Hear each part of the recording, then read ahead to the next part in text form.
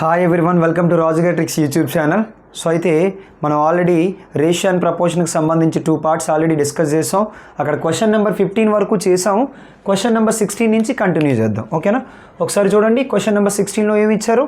So ఆ క్వశ్చన్ని ఒకసారి ట్రై చేయండి. ఇంకా ఎవరైనా నా ఛానల్ సబ్స్క్రైబ్ చేసుకోకపోతే సబ్స్క్రైబ్ చేసుకోండి. సో అలాగే మీ ఫ్రెండ్స్తో కూడా షేర్ చేయండి. సో మన ఛానల్లో మ్యాక్సిమం చాలా క్వాంటి మాడ్యూల్స్, సో కంప్లీట్ కంటెంట్, ఏదో పైన కాకుండా కంప్లీట్ కంటెంట్ ఇచ్చాను. ఒకసారి ఆ వీడియోస్ కూడా వాచ్ చేయండి. నచ్చినట్లయితే మీ ఫ్రెండ్స్తో కూడా షేర్ చేయండి. ఈ వీడియోస్ అన్ని చివరి వరకు వాచ్ చేయండి. ఒకసారి చూడండి. సో క్వశ్చన్ నెంబర్ 16లో if a plus b is to b plus c is to c plus a is equals to 3:4:5 find a is to b is to c. So ఈ question solve చేయడానికి first general method చెప్తాను. Exam point of వ్యూలో ఏ విధంగా solve చేస్తారు అన్నది కూడా discuss చేద్దాం. ఇప్పుడు నేను ఏ వాల్యూని 3 అంటే లైక్ 3x, b వాల్యూని 4x అనుకోవచ్చు, c వాల్యూని ఏమనుకోవచ్చు 5x అనుకోవచ్చు. ఇప్పుడు దీని నుంచి నేను a plus b, b plus c, c plus c అంటే ఈ మూడింటిని సమ్ చేస్తున్నాను. a plus b plus b plus c plus c plus c. a 2 times ఉంది, b 2 టైమ్స్ ఉంది, c 2 టైమ్స్ ఉంది. అంటే ఓవరాల్గా 2 టైమ్స్ ఆఫ్ ఏమని రాయొచ్చానంటే a plus b plus c. ఓకేనా? 2 times of a plus b plus c. అది వీటిని ఏం చేద్దామనంటే ఇక్కడ ఈ మూడింటిని సమ్ చేసామంటే ఈ మూడింటిని కూడా సమ్ చేయాలనే కదా అర్థం. ఆ మూడింటిని సమ్ చేస్తే ఎంత అంటే 12x. సో దీని నుంచి మనం a plus b plus c వాల్యూని ఏమని రాయొచ్చు అంటే 6x అని రాయొచ్చు. ఇప్పుడు మనకేం కావాలి అంటే a is to b is to కావాలి, a is to b is to c కావాలి. సో అప్పుడు ఫస్ట్ a కావాలంటే నేను ఏం చేస్తున్నానంటే a plus b plus c అంటే 6x, అందులో నుంచి b ప్లస్ c తీస్తాను. ఇంతకీ ఆ b ప్లస్ c ఎంత చూడండి 4x. 6xలో నుంచి 4x తీస్తే ఎంత 2x. x ఎలాగో రేషియోలో క్యాన్సిల్ అయిపోద్ది కాబట్టి మీరు x తీసుకోనక్కర్లేదు. తర్వాత ఈజ్ టు నెక్స్ట్ చూడండి ఒకసారి. సో b టర్మ్ కావాలంటే నాకు b కావాలంటే ఈ 6xలో నుంచి a ప్లస్ c తీసేస్తాను. a ప్లస్ c ఎంతో చూడండి 5x. 6xలో నుంచి 5x తీస్తే ఎంత? సో x అంటే లైక్ 1. ఓకేనా? 1x. ఆ తర్వాత నెక్స్ట్ c కావాలంటే a ప్లస్ b తీస్తాను. ఆ a ప్లస్ b ఎంత అంటే 3x. 6xలో నుంచి 3x తీసేయండి, ఇంకేం మిగులుతుంది 3x. అంటే ఫైనల్గా మన ఆన్సర్ ఏమవుతుందంటే 2:1:3 అవుతుంది. ఓకేనా? క్లియర్? అందరికీ అర్థమైంది అనుకున్నాను. సో ఇదే క్వశ్చన్ని ఎగ్జామ్ పాయింట్ ఆఫ్ వ్యూలో ఇంకా ఇదంతా ఎక్స్ అనుకోకుండా ఏ విధంగా సాల్వ్ చేయొచ్చునంటే, ఓకేనా ఒకసారి చూడండి. సో ఇలా ఏమనుకోకుండా ఏం చేస్తారనంటే, సో ఈ రేషియో కావాలి అని అంటే ఎగ్జామ్ పాయింట్ ఆఫ్ వ్యూలో ఇది ఎక్స్లు ఇవన్నీ ఏమనుకోకుండా సో మనకి ఏ టర్మ్ కావాలంటే, సో ఏ టర్మ్ కావాలంటే ఏం చేస్తారు ఒకసారి చూడండి. a is to b is to c కావాలంటే ఏ టర్మ్ కావాలంటే ఏ ఉన్న టర్మ్స్ యాడ్ చేసి ఏ లేనిది సబ్ట్రాక్ట్ చేయండి. ఇందులో ఏ ఉంది బట్ ఇందులో మాత్రం ఏ లేదు. ఏ ఉన్నవ 2 యాడ్ చేసి ఏ లేనిది సబ్ట్రాక్ట్ చేయండి. 3 + 5 సో 8 - 4 అంటే 4. ఆ తర్వాత బీ టర్మ్ కావాలంటే బీ ఉన్నవి 2 యాడ్ చేసి బీ లేనిది సబ్ట్రాక్ట్ చేయండి. సో చూడండి ఈ రెండిట్లో బీ ఉంది కాబట్టి సో 3 + 4 7, 7 - 5. సో 7 - 5 అంటే ఎంత చెప్పండి? సో 7 - 5 అంటే 2. ఆ తర్వాత సి టర్మ్ కావాలంటే సి ఉన్నవి 2 యాడ్ చేసి ఇందులో సి లేదు కాబట్టి సి లేనిది సబ్ట్రాక్ట్ చేసేయండి. 5 + 4 9, 9 - 3 అంటే 6. ఫైనల్గా సింప్లిఫై చేస్తే సో 2:1:3. 2తో 2 టైమ్స్, 2 1 టైమ్స్ అండ్ 2 3 టైమ్స్. అందరికీ అర్థమైంది అనుకుంటున్నా. నా టైప్ ఆఫ్ క్వశ్చన్స్ ఎప్పుడు వచ్చినా కానీ మీరు అలా ఈజీగా సాల్వ్ చేయొచ్చు. ఏ టర్మ్ కావాలంటే ఏ ఉన్నవి 2 యాడ్ చేసి బీ లేనిది సబ్ట్రాక్ట్ చేయండి. బీ కావాలంటే బీ ఉన్న 2 టర్మ్స్ యాడ్ చేసి బీ లేనిది సబ్ట్రాక్ట్ చేయండి. సి కావాలన్నా అదే విధంగా చేస్తారు. ఫస్ట్ క్వశ్చన్ అందరికీ క్లియర్ అయింది అనుకున్నాను.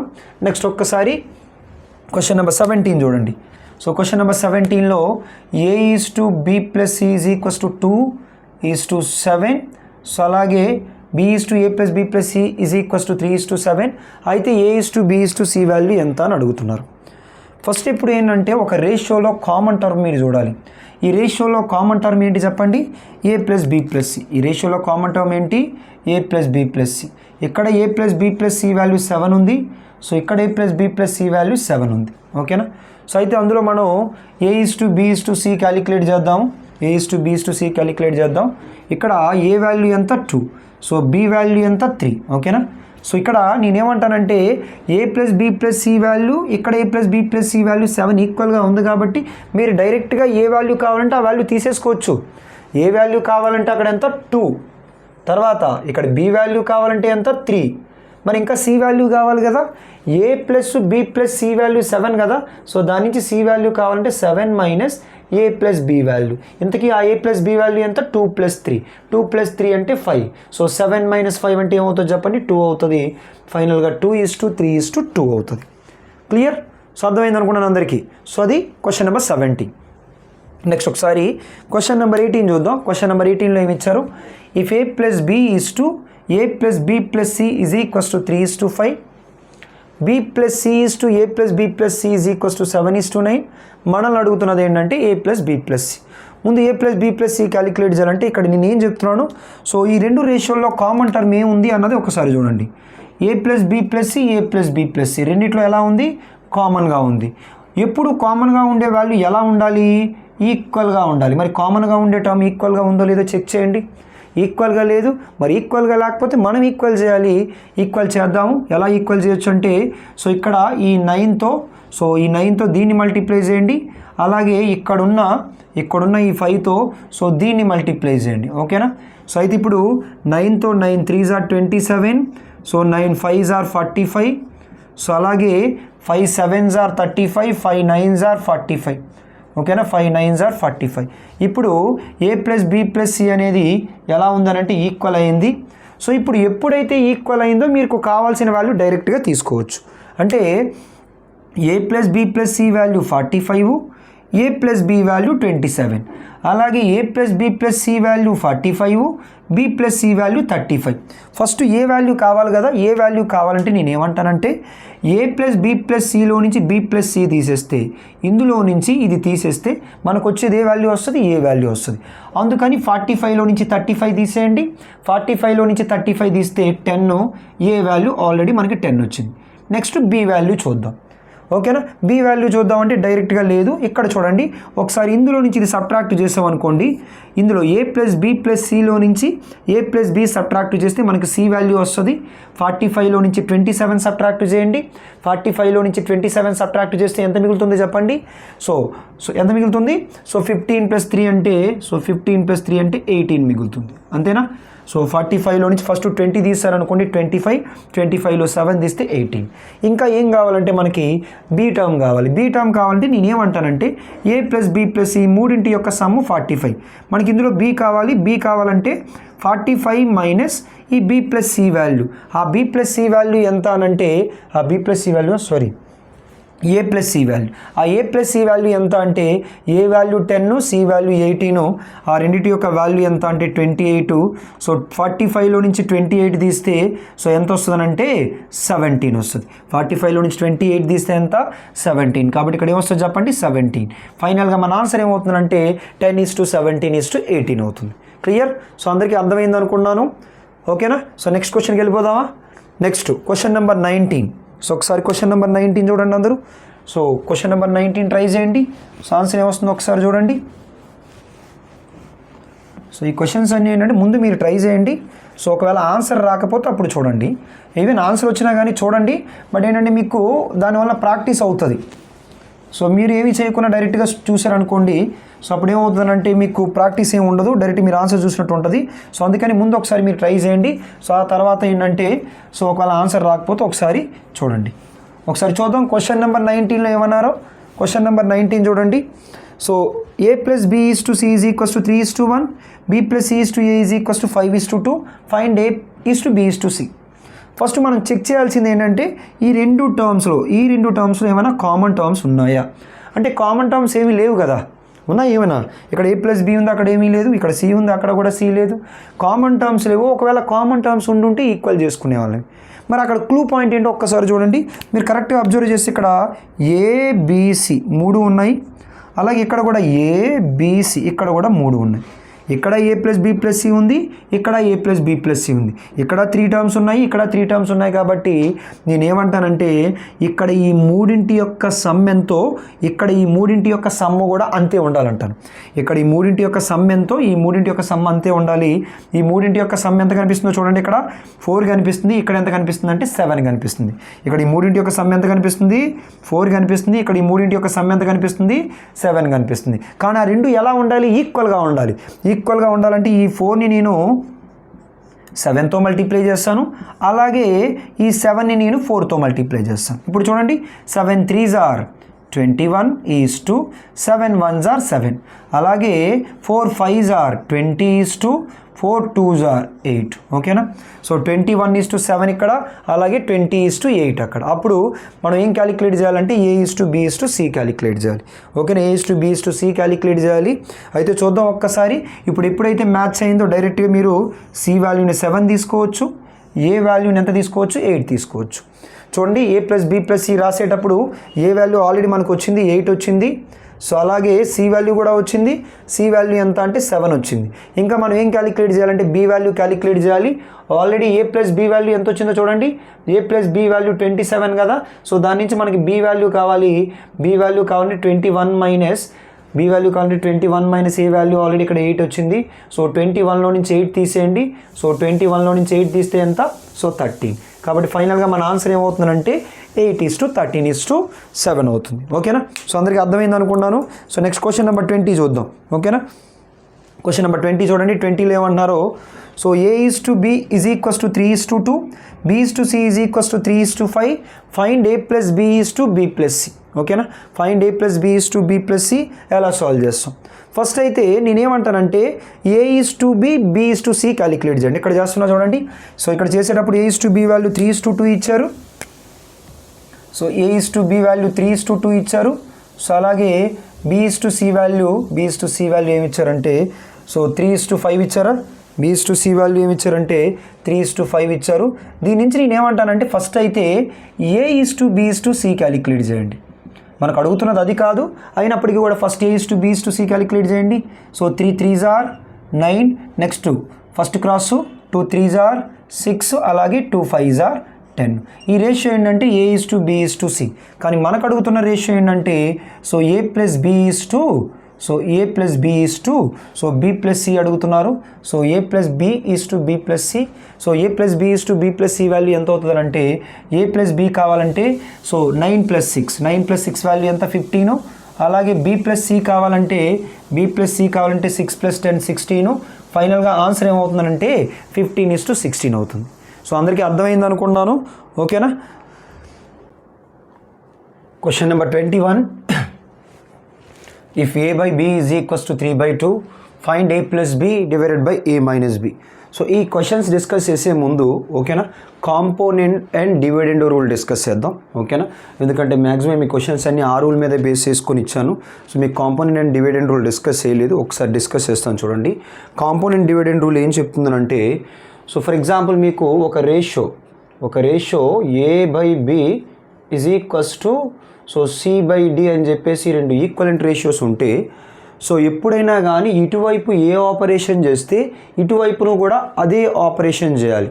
ఇటువైపు ఏ ఆపరేషన్ చేస్తే అటువైపు కూడా అదే ఆపరేషన్ చేయాలి. అప్పుడు రేషియో వాల్యూస్ మారు. చూడండి ఫర్ ఎగ్జాంపుల్ ఇలా చేసాం అనుకోండి. ఫస్ట్ ఇటువైపున A+B divided by so A+B divided by B చేసాం అనుకోండి, అటువైపున కూడా C+D డివైడెడ్ బై D చేయాలి. ఓకేనా? సో ఇది ఫస్ట్ పాయింట్ కింద తీసుకోవచ్చు.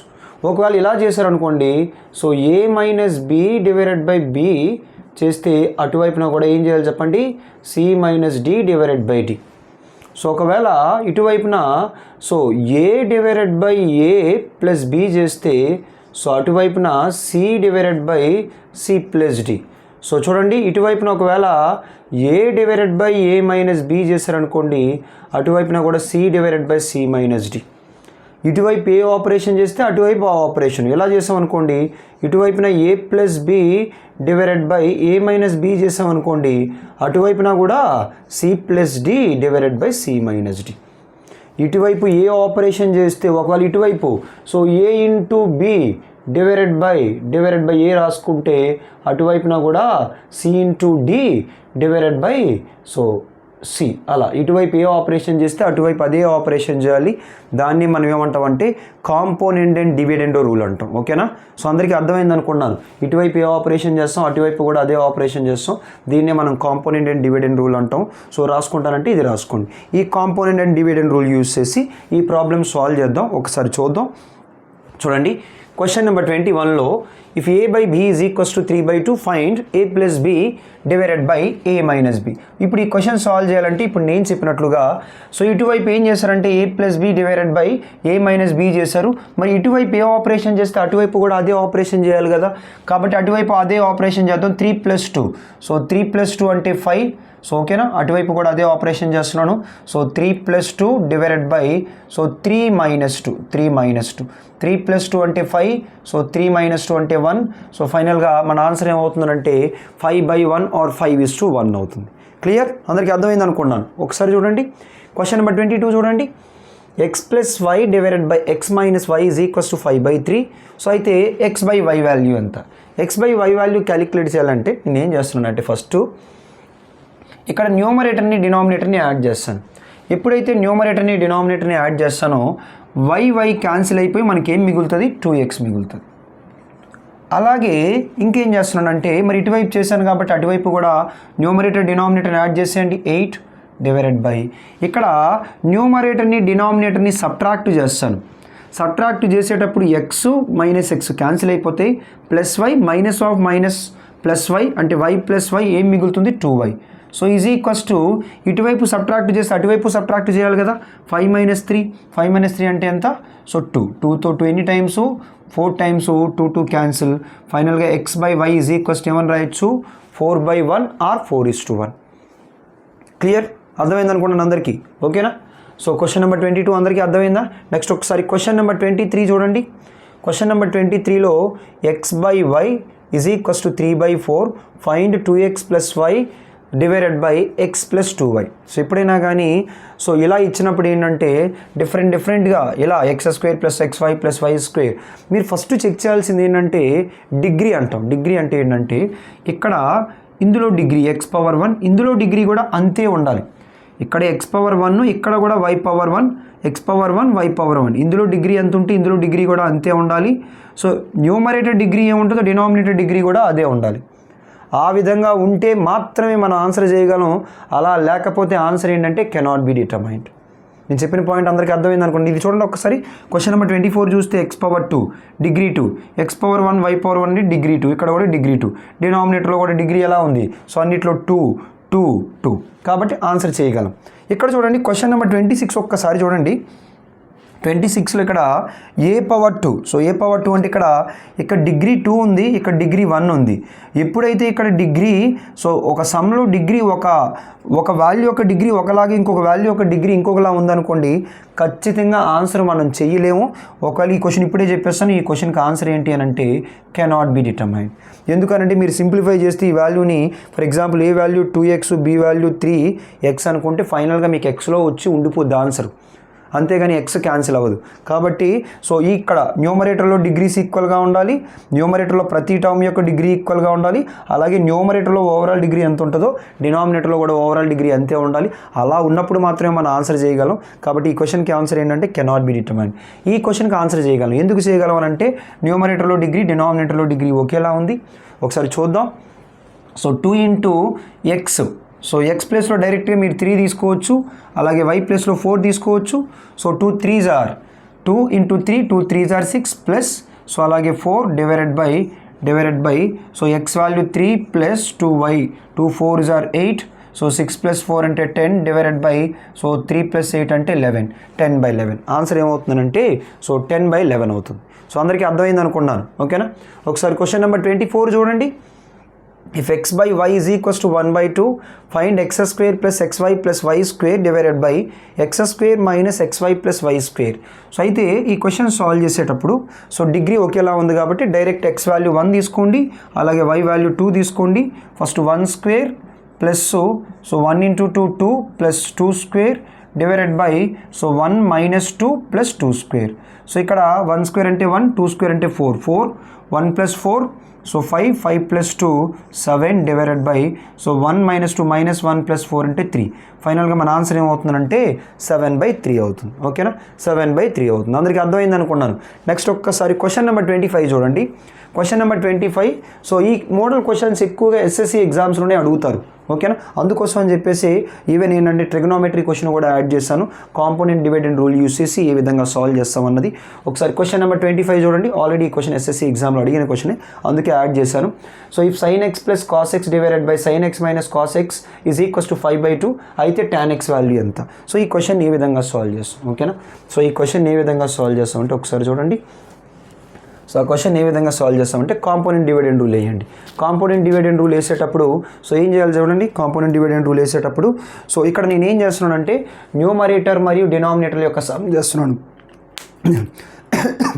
న్యూమరేటర్ మరియు డినామినేటర్ యొక్క సమ్ చేసేటప్పుడు కాస్ ఎక్స్ క్యాన్సిల్ అయిపోయి మనకి ఏం మిగులుతుందో చూడండి ఒకసారి. సో 2 sin x, ఓకేనా, డివైడెడ్ బై న్యూమరేటర్ మరియు డినామినేటర్ యొక్క డిఫరెన్స్ చేస్తున్నాడు. అప్పుడు sin x క్యాన్సిల్ అయిపోయి 2 cos x మిగులుతుంది ఈజ్ ఈక్వల్స్ టు సో ఇక్కడ పైన సమ్ములు చేస్తాం కాబట్టి 5 + 2 సో 7, డినామినేటర్లో డిఫరెన్స్ చేస్తాం కాబట్టి 5 - 2 3. సో ఆల్రెడీ 2 క్యాన్సిల్ అయిపోయింది. మీకు ఆల్రెడీ ట్రిగ్నోమెట్రిక్ ఐడెంటిటీస్ ఐడియా ఉంటే sin x by cos x అంటే ఏంటి అని అంటే tan x. సో కాబట్టి దాని నుంచి మనం tan x is equals to ఏమని రాయొచ్చు అంటే సో 7/3 అని రాసుకోవచ్చు.